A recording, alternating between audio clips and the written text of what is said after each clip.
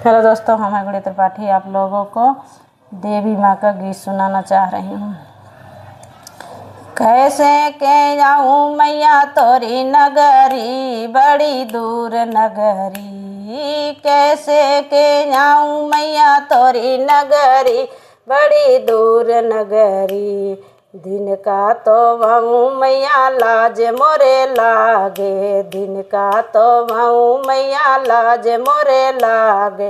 राते के जाऊँ मैया चमके चुनरी, बड़ी दूर नगरी।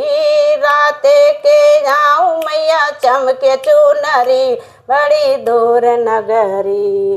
कैसे के जाऊँ मैया तोरी नगरी, बड़ी दूर नगरी।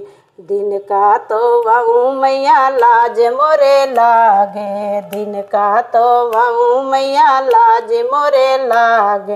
राते के जाऊँ मैया छल के गागरी, बड़ी दूर नगरी।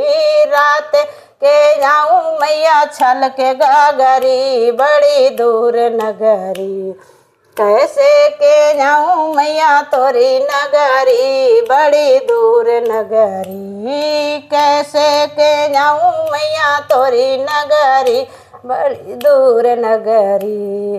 दिन का तो वहूँ मैया लाज मोरे लागे, दिन का तो वहूँ मैया लाज मोरे लागे।